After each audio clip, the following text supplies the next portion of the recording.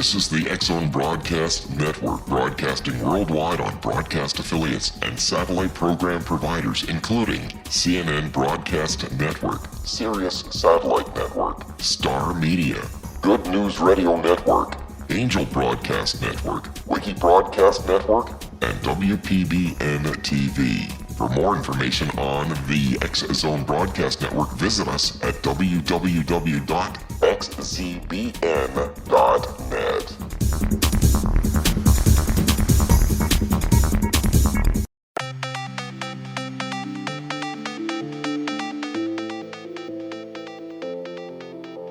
Welcome, everyone, to Too Good to Be True, and thank you to all the listeners.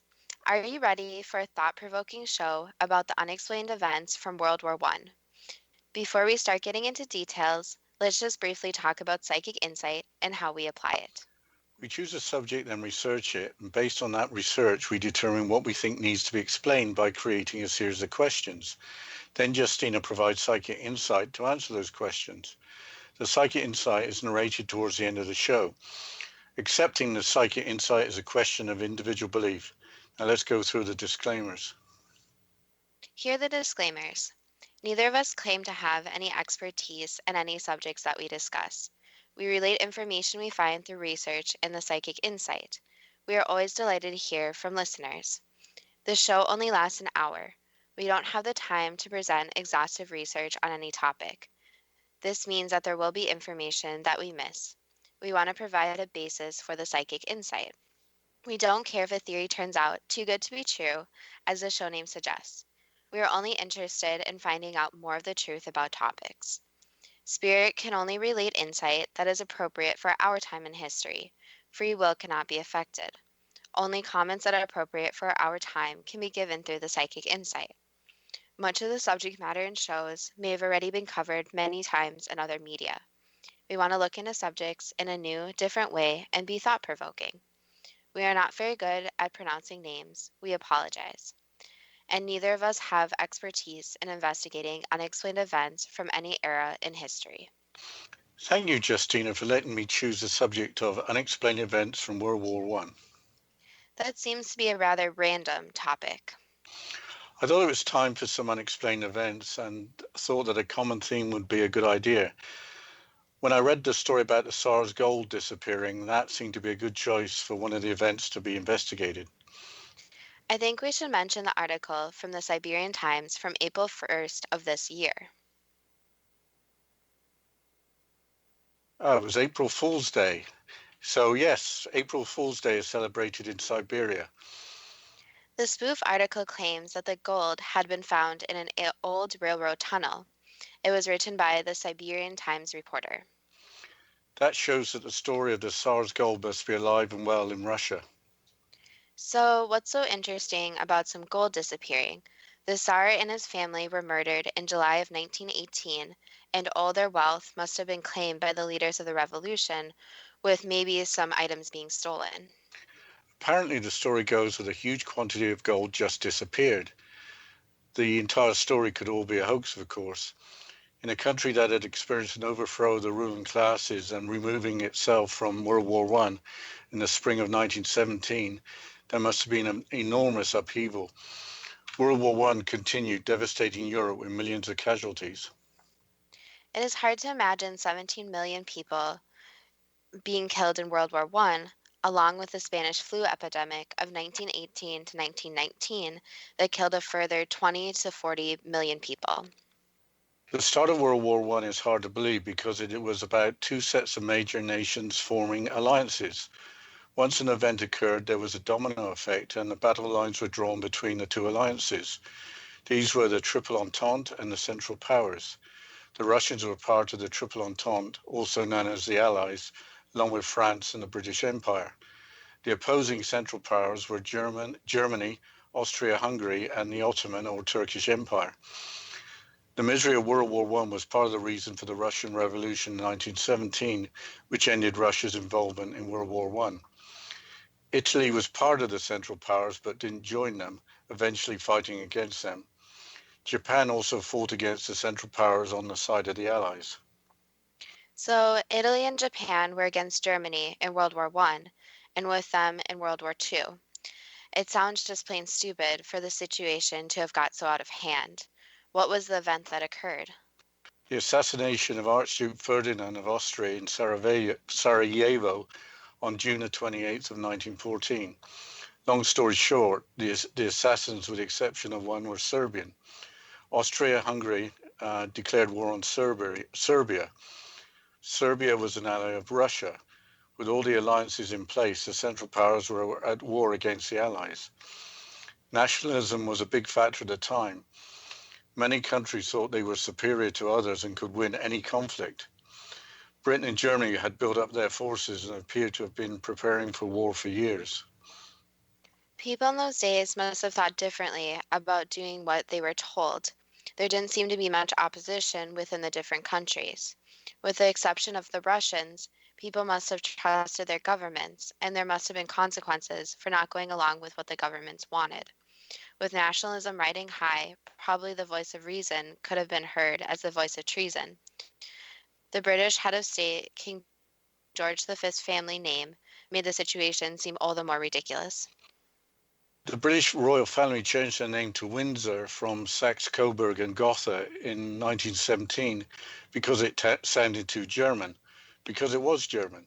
The name belonged to Prince Albert, who married Queen Victoria, grandmother of King George V. Weren't the royal families of Germany, Russia, and Britain all related? Yes, Kaiser Wilhelm, Tsar Nicholas, and King George were all first cousins, but I think we're going to have to talk more about that after the break. Yes. Remember to go like our Facebook page, and after this short break, we'll continue talking about World War I and unexplained events.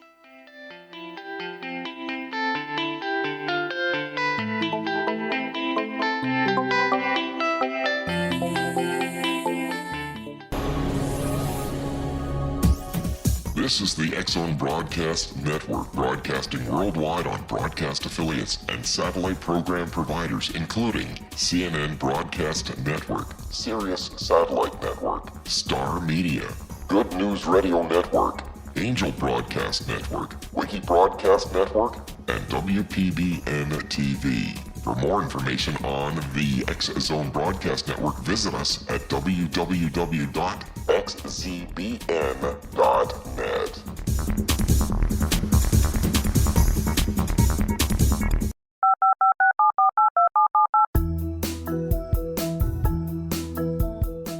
Did you know that when you're on the road with limited data or Wi-Fi, you can still listen to the X-Zone Radio Show with Rob McConnell, The Science of Magic with Gwilda Wiyaka, X-1, Dimension X, Space Patrol, and every minute of the X-Zone Broadcast Network by calling 213-401-0080, courtesy of Audio Now.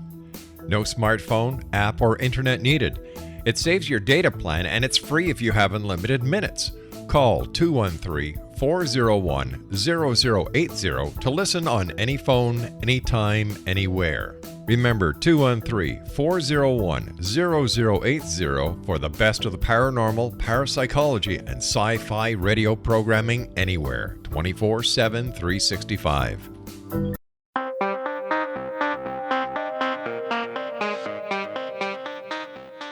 Welcome back to Too Good to Be True. And before the break, we're giving a little background on World War I before going into some more unexplained events. So, before the break, we were saying that the royal families of Germany, Russia, and Britain were all related. Dad, can you continue on this? Yes, Kaiser Wilhelm, Tsar Nicholas, and King George were all first cousins, but that didn't matter. Each government mobilized millions of troops to go and fight for what was basically a power struggle. The war only ended after the United States joined in and Germany collapsed. Apparently, the only people to benefit were those who made money from government spending vast amounts of money on weapons and supplies. The major outcome of World War I was World War II, with even greater destruction. In between, the British Empire went into decline and the United States emerged as a major world power. There might have been another event. We might have not been born. Yes, your great-grandfather, Ernie Marsh, walked 24 miles there and back to volunteer for the British Army. Such was the patriotism or nationalism at the time. What happened? Did he go to France? No, the British Army decided that he had a medical condition that prevented him from being able to march, so he just walked home. Let's get back to Tsar Nicholas II of Russia and the missing gold. The Tsar is just another word for king. We know that the Russian royal family was rounded up and murdered by the Bolsheviks in 1918. The Bolsheviks were the revolutionaries that had united to take over Russia in 1917. Being Marxist, there was no place for any elitism such as a royal family. So, if the story is to be believed, how did Tsar Nicholas II go about hiding his gold? The story starts with Tsar Nicholas II had 500 tons of the country's gold reserves moved from St. Petersburg, the capital of Russia, up until 1918, to the more easterly city of Kazan. This was to keep it away from the Eastern Front with Germany. Later, after the end of World War One, about 315 tons of it was handed over to the Russian government in Moscow. Nobody seems to know what happened to the rest of it, worth billions of dollars. So, the Tsar didn't really hide it. He moved it further away from a war zone. What are the main theories of where it ended up? There are stories of the Tsar having people shot who stored the gold. There would be no witnesses to where it was stored. A theory is that railroad lines were put over a frozen lake, Lake Baikal in Siberia, and that a train with gold aboard went through the ice. Lake Baikal is the largest lake in the world and contains almost a quarter of the world's fresh water. I don't think train tracks would be put across a lake that wouldn't be frozen all year round. I suppose the lake has a legendary monster. Yes, of course, there is supposed to be a legendary monster. There have been submarines searching the lake looking for the gold, but not for lake creatures. To use submarines, there must have been a reasonable belief that the gold is at the bottom of the lake. The same submarines that took the first pictures of the wreck of the Titanic have been searching Lake Baikal, and apparently they found some evidence in 2010. That's according to the website Spiegel Online. What has been reported since 2010? I think that given the April Fool's joke we talked about from this year, that it's safe to say that no lost gold has been found. The search has involved looking in several places in Siberia besides Lake Baikal, and nobody has announced finding any gold yet. Why don't you move on to the background for the next unexplained event, the Vanishing Battalion? The event happened during the Gallipoli campaign when the Allies invaded the Dardanelles Strait in Turkey in 1915. The narrow seaway provides a route from the Black Sea to the Aegean Sea and the Mediterranean. This was an essential sea route for the Central Powers. The campaign ended with the Allied troops not getting off the landing beaches. Disease alone was accountable for about half the Allied deaths in the month of December of 1915. There were hundreds of thousands of casualties. First Lord of the Admiralty, Winston Churchill, who had suggested the campaign, resigned as a result. From 1916, Anzac Day, every April the 25th, is named for the Australian and New Zealand Army Corps, that's ANZAC, ANZAC, that fought in the campaign. The Allied troops, with many from Australia and New Zealand, were put into an impossible situation by poor planning and poor intelligence. It was just another example of the futile loss of life of World War One. How big was the battalion and how did it vanish? A battalion typically will have something like 400 soldiers commanded by a lieutenant colonel. The soldiers in question were from the Norfolk Regiment, newly arrived from England. Many of the soldiers coming from the same community, including the Royal Estate at Sandringham, the summer home of King George. The battalion was soon involved in an assault to clear the way for a larger attack.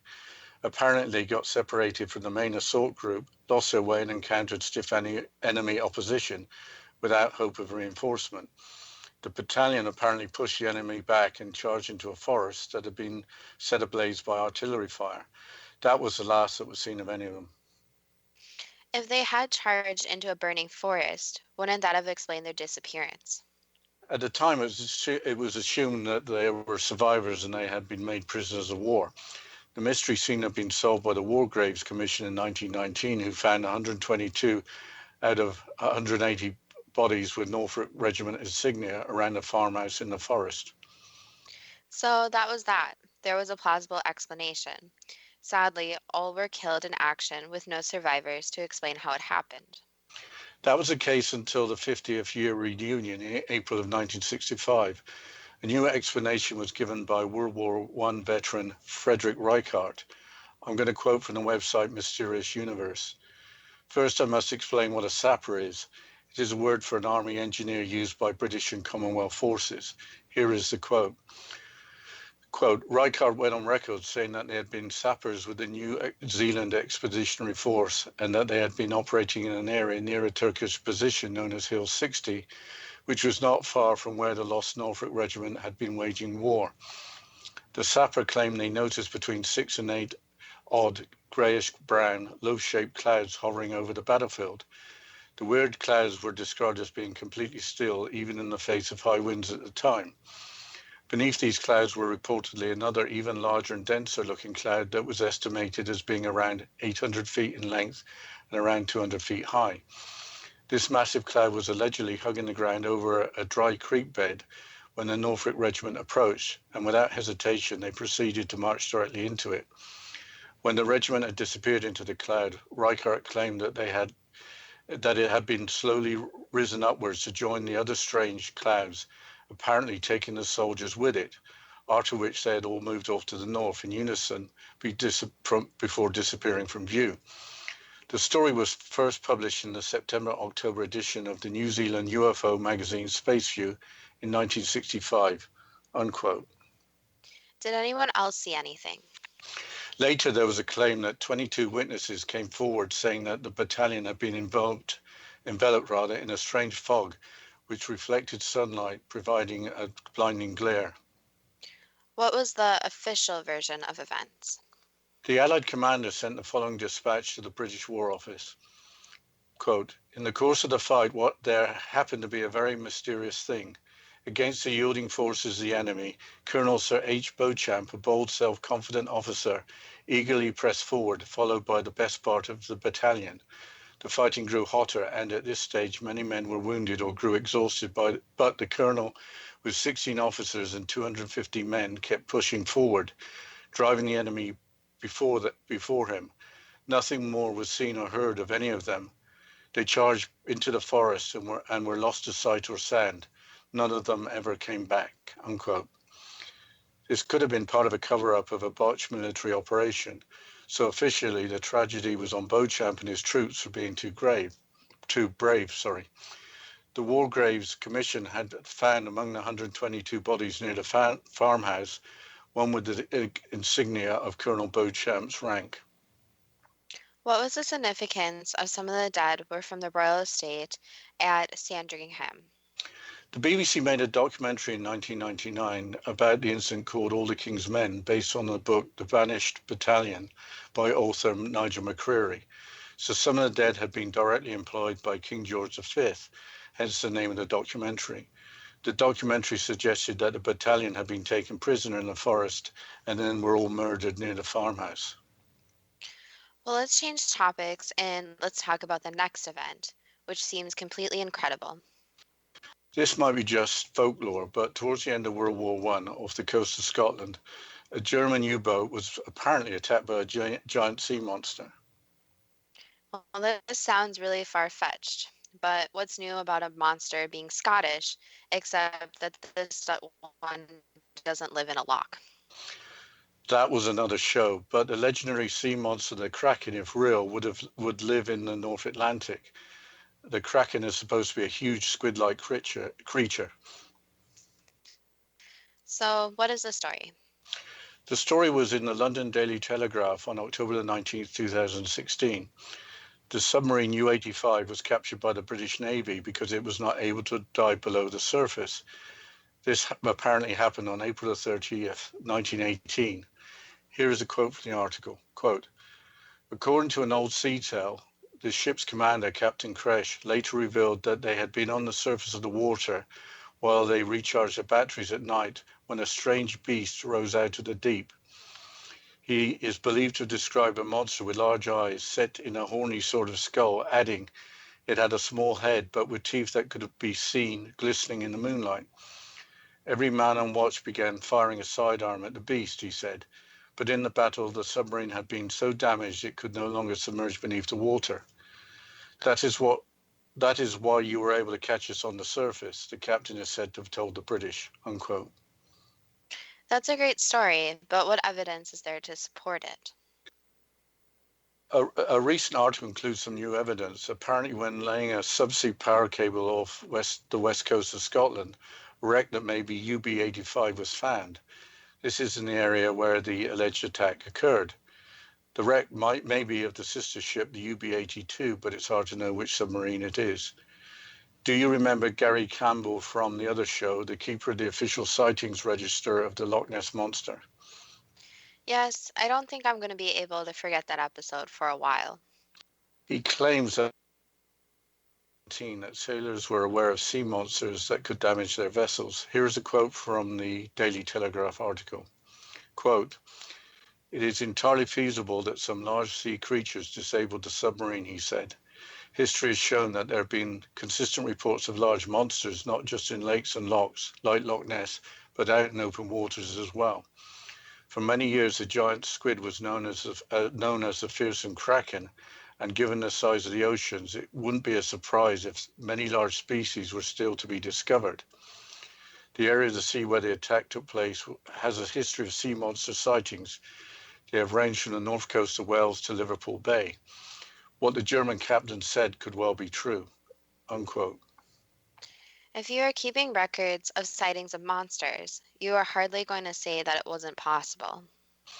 As nobody was injured, this is a very amusing story, and perhaps that is all it is. Were there any other articles about this? I know that the date of the article was not April 1st, but it could have been. Yes, there were lots of articles with much the same story. The London Daily Mail, in an article dated October the 26th, 2016, goes into much more detail, including that there was an alternative explanation. That was the conning tower hatch had not sealed properly because cables had been installed for a heater in the officer's compartment. Water rushed in and the U-boat had to surface and later surrender. Well, we're going to have to go into a short break, but before the break, make sure you go and like our Facebook page, and we'll continue with unexplained events from World War I after this short break.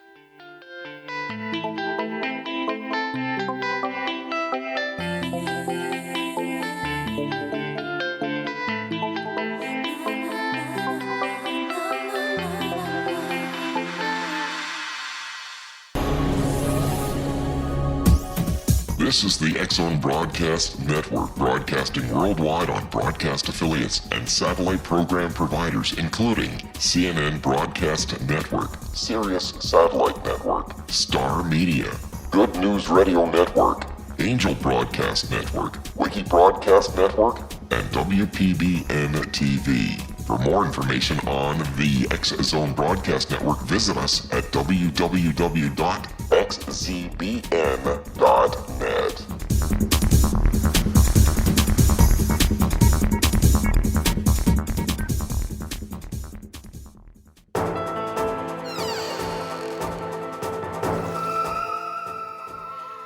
Welcome back to Too Good to Be True. And before the break, we were talking about some sea monsters taking down a German sub, possibly. But let's switch topics since both versions of the story are a little far-fetched. The next unexplained event is about the missing crew of the Sabrina. What was the Sabrina? She was a flat-bottomed schooner built in 1873. A schooner is a type of sailing ship with two or more masts. The Sabrina had three masts and was used as a cargo ship. In October 1917, she sailed from Falmouth, Cornwall, England, with a cargo of coal heading for Saint-Brieuc on the French coast. The voyage should have taken about 30 hours, but was not completed. So what happened to the ship? 2 days later, she was found beached on Roselle Point, south of Cherbourg on the French coast. She appeared undamaged, but her entire crew was missing, and apparently they were never found. What are their theories for what had happened? One theory was that she was to be sunk by a German U-boat with the crew having been taken off the ship. Then the U-boat sighted a British Navy craft and then retreated with the captured crew. Then the ship drifted and beached herself. That sounds plausible. Are there any problems with that theory? The main problem was that the logbook was still on board. A U-boat captain would have taken a logbook as evidence of capturing the ship. Was there anything odd about the ship? There were 23 on board, not an expected crew of 6. This might have been because the Sabrina was actually a disguised military ship or Q ship. A Q ship would have had hidden guns that would sink an enemy vessel trying to sink what happened to be an unarmed merchant ship. I think that a sailing ship would be too hard to maneuver to be a Q ship. But changing subjects, are there any other events from World War I which have been explained as being paranormal? Yes and no. There is the story of the Angels of Mons. That's MONS. This was during the first battle fought by the British Army on the Western Front in August of 1914. But eyewitnesses were largely discredited, and the original story appeared to be from a work of fiction written after the battle. Apparently, apparitions of angels appeared fighting for the outnumbered British forces holding up the German advance when the British right flank became exposed. Had the Germans broken through, Paris may have fallen.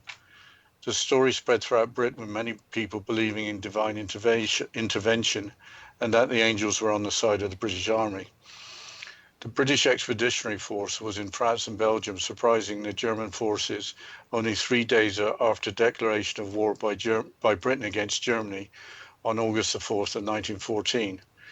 Fighting began only 40 days after Archduke Ferdinand was assassinated.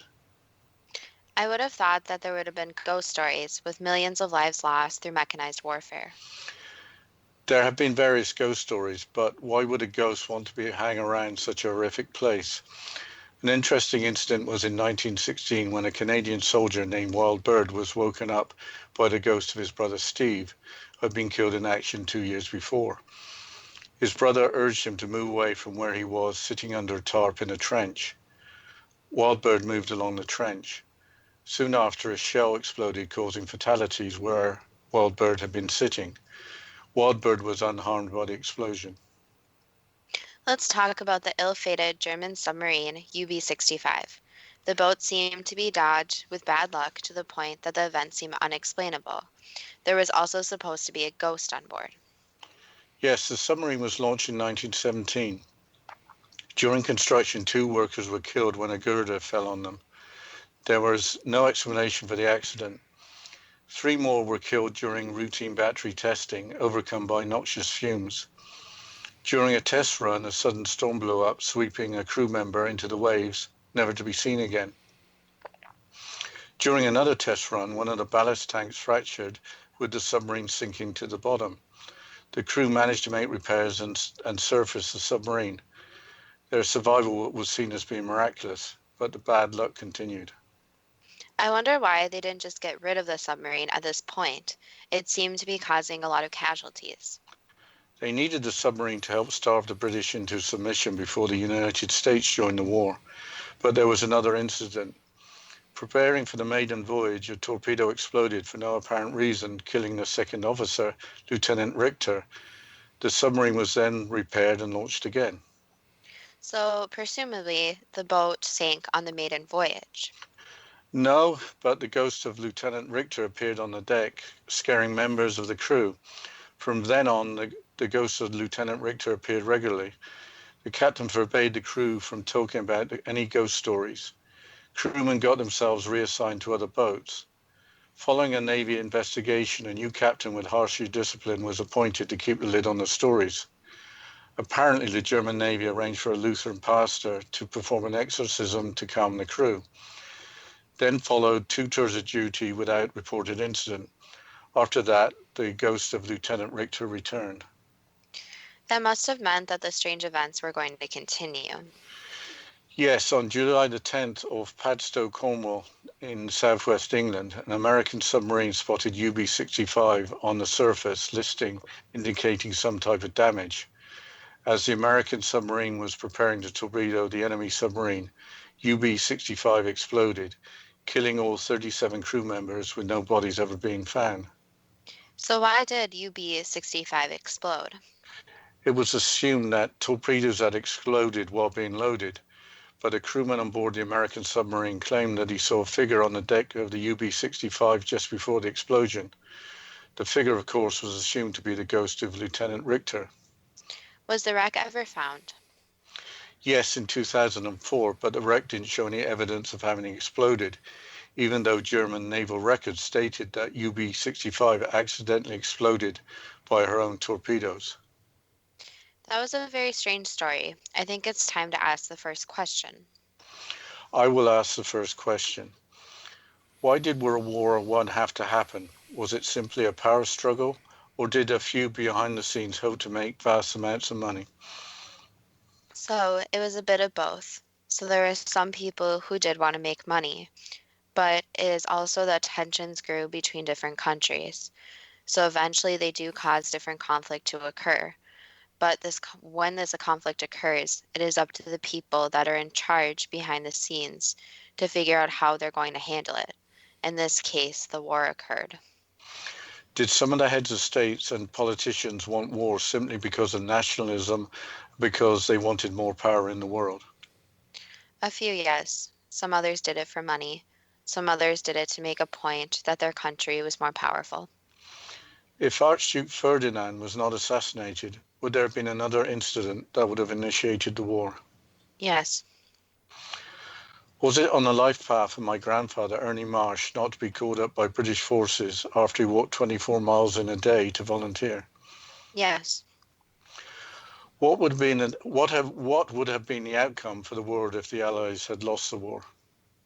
It would have been very negative. There would have been a lot more controlling going on with the different people. Why did the Spanish flu epidemic at the end of World War I have to occur? Basically, it was just in the path of what was going to happen. So it would have happened if the war didn't occur anyway. Were there tons of gold hidden away in 1918 by the Tsar that has not yet been found? There is hidden gold, yes. Did a train loaded with gold fall through the ice of Lake Baikal? The train was loaded with other valuables too. Is it true that the gold is at the bottom of the lake? Some of it, but not all of it. There's gold hidden in other places. Are these other places outside of Russia? Yes. Do people in high places know where the gold is hidden? No. So it is true that the gold has just disappeared. Correct, since few people knew and those people are now dead. Why has the story of the Tsar's gold remained popular for over 100 years? Because everyone wants to get rich in some shape or form, and finding some mystery gold makes someone very rich very quickly, and because who the gold once belonged to. Moving on to the vanishing battalion, how did the soldiers from the Norfolk Regiment become separated from the main force?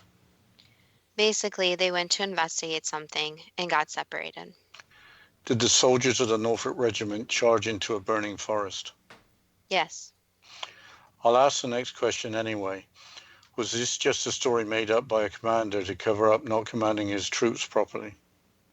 Well, the commander should not have really separated the troops. But yes, they went to investigate what the cause of the burning was and some strange noises coming from the forest. Was something like 120 soldiers captured, then murdered?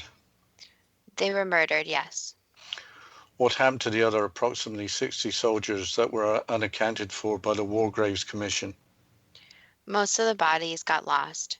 They were burned, so the remains were not identifiable. Did a grayish-brown cloud appear on the battlefield? There was smoke from the fire, but not anything paranormal, no. Did the soldiers of the Norfolk Regiment march into the cloud? No. How did rumors start about the cloud and the vanishing battalion? Because there was smoke from the fire, so it did not look like it did look like the soldiers did vanish. Moving on to sea monsters and the UB-85, were there any monsters in Scottish waters during World War I? Not really monsters, but sea creatures, yes. Was submarine UB-85 attacked by a sea creature? Yes. Did heater cables interfere with the conning tower hatch, flooding the U-boat?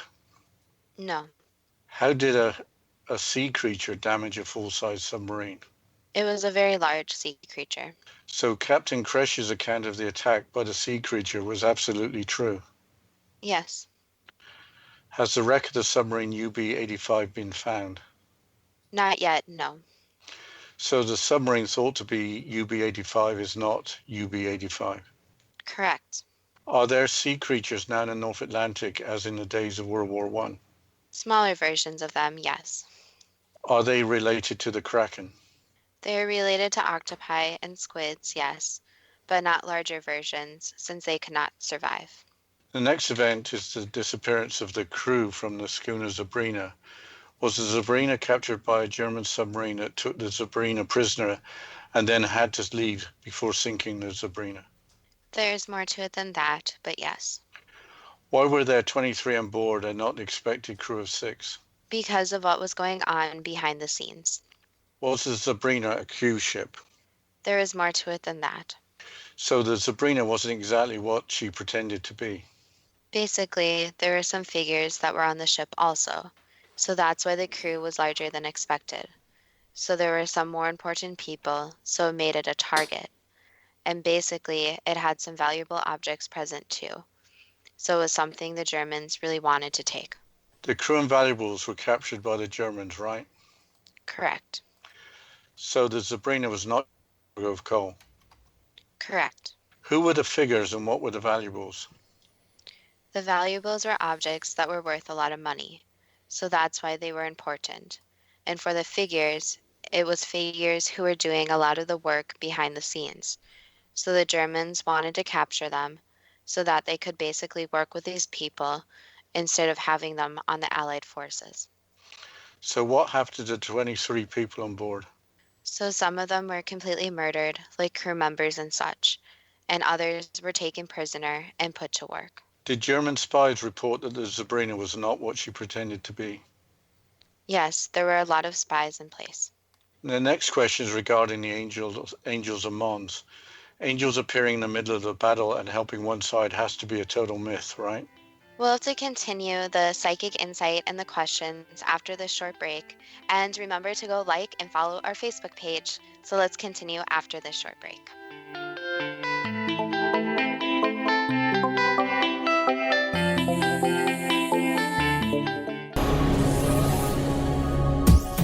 This is the Exxon Broadcast Network, broadcasting worldwide on broadcast affiliates and satellite program providers, including CNN Broadcast Network, Sirius Satellite Network, Star Media, Good News Radio Network, Angel Broadcast Network, Wiki Broadcast Network, and WPBN TV. For more information on the X-Zone Broadcast Network, visit us at www.xzbn.net.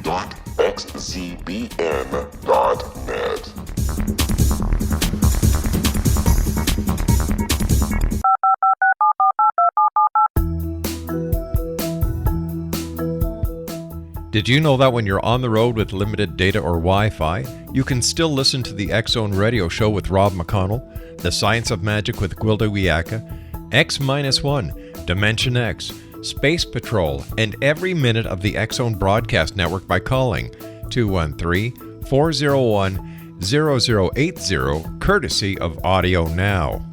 No smartphone, app, or internet needed. It saves your data plan and it's free if you have unlimited minutes. Call 213-401-0080 to listen on any phone, anytime, anywhere.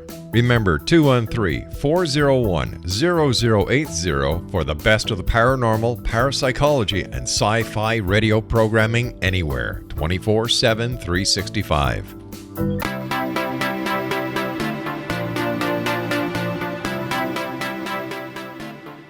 Welcome back to Too Good to Be True. And before the break, we are going through the questions in the psychic insight. So, Dad, can you please repeat the question about the angels and Mons? Yes, angels appearing in the middle of the battle and helping one side has to be a total myth, right? So there were different situations that do happen, or scenes where angels will step in if it is not someone's time to go. However, there was not a crowd of angels showing up. Was holding the line with a slow retreat while being outnumbered purely a matter of well-trained soldiers fighting with skill and bravery? Yes. What would have happened if the German army had broken through and Paris had fallen? Then the whole war would have been different, since the Germans would have had one of the key points for their tactics, so many other cities would have fallen afterwards. The next question is about Wildbird. Was he woken up by the ghost of his dead brother Steve? Yes, How can a ghost have a physical effect in this world? many ghosts can by combining their energy into a physical, basically a physical influence, let's say. So the entire story of Wildbird is true. Correct. The next question is regarding submarine UB-65. Why did submarine UB-65 have so many fatal accidents before a maiden voyage? Basically, there were some different aspects of it that needed to be looked at more carefully. Were not all the reported facts about the accident correct? Some of the accidents were made to look like accidents. What was the purpose of that? Basically, they wanted to take out some of the submarine crewmen before it actually sailed. What was the reason for that? Basically, let's just say that there was corruption and they didn't want the most talented people in the submarine, so they decided to eliminate them. Why did UB-65 sink to the ocean floor and then was able to survive by the action of her crew? Because not all of their targets were murdered. The submarine was meant to sink to the ocean floor, Yes, and the survival of the submarine was a miracle that wasn't expected. correct.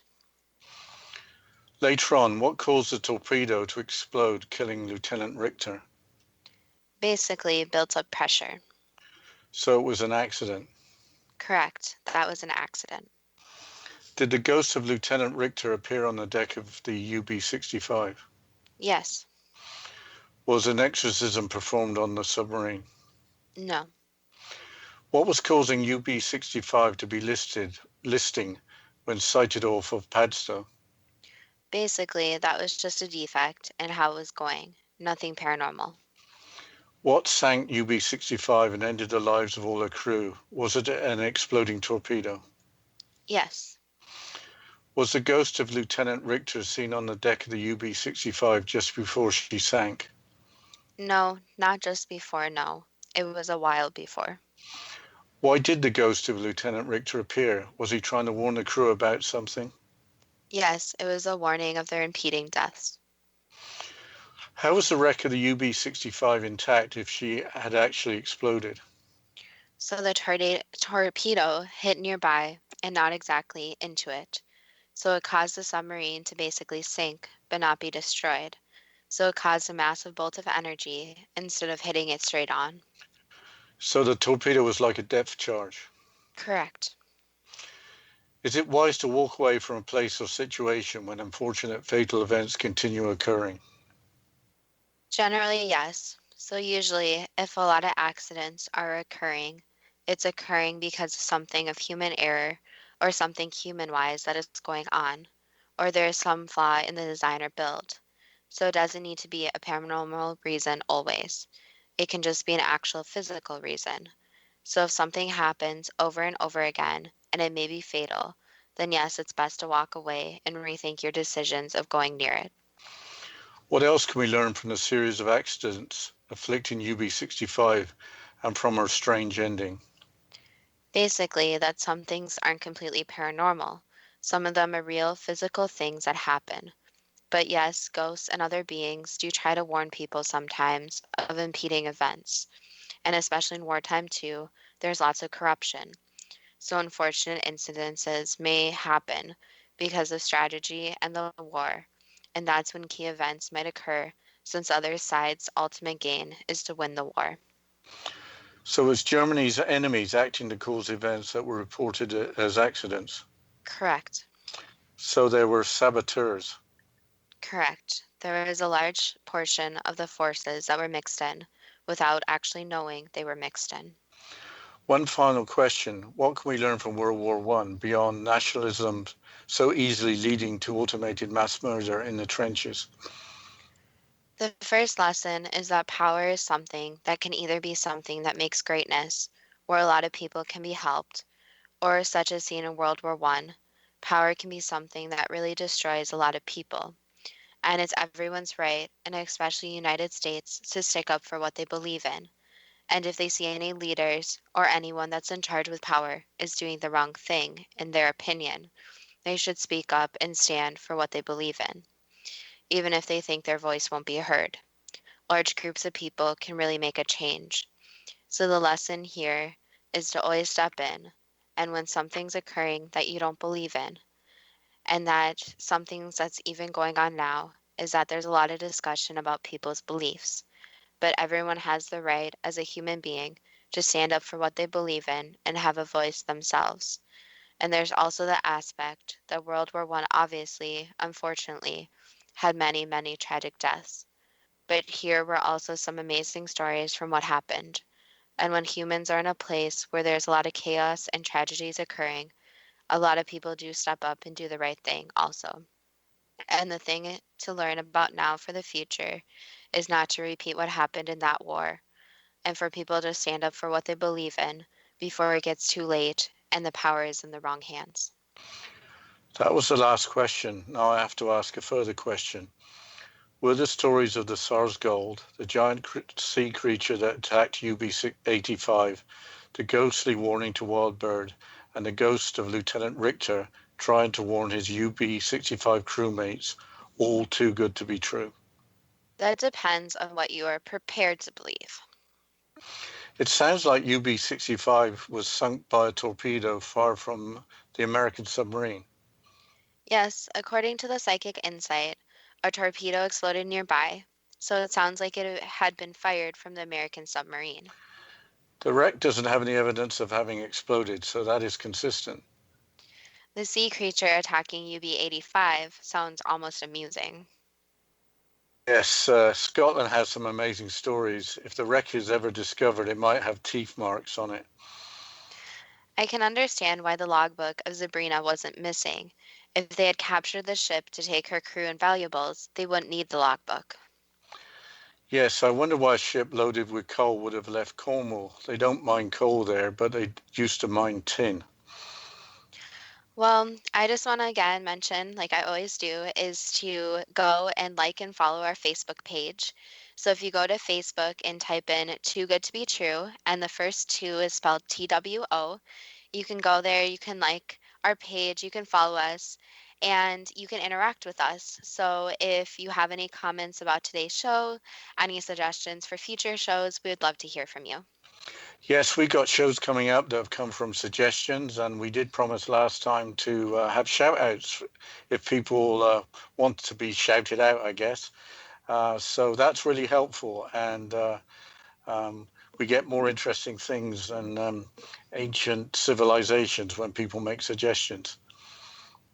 Well, and also if you have any comments. So if anyone has any further comments they want to make about today's show, maybe you thought that the Kraken and the sea monster was interesting, or maybe you have more to add, or just any comments or anything you want to do to interact with the show. We'd love to hear from the listeners.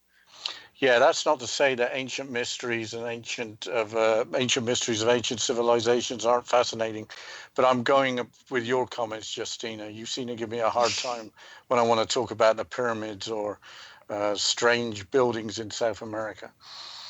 Well, if I had it my way, I would do every single show on animals. So at least we're not boring everyone with every single show about different types of animals. I think we've run out of creatures associated with Scottish lochs or the Scottish or the Atlantic Ocean and North Sea around Scotland. So maybe that subject's now final, completed, but you never know.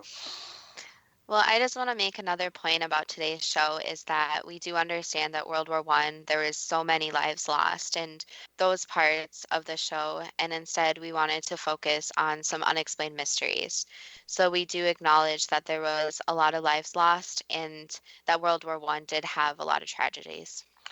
Yes, and the story of my grandfather was kind of ironic. It was kind of amusing that he couldn't march, but he could walk 24 miles to enlist. So that's just one of those ironies. And I guess I'm grateful that Ernie Marsh went home and got on with things and was there for the World War II, where he helped a lot of people. Well, and I think another takeaway from the show today is that there's a lot of events occurring, especially when these wars are occurring. And there's a lot of unanswered questions since there's so many different battles going on, so many different situations, so many different events going on. So there's a lot of unexplained things that happen, especially during wartime when there's a lot of chaos going on. I think that's it, Justina. We look forward to the next show. Of course, we want to thank the listeners for listening to the show, and we hope to have everyone listen to next week's show.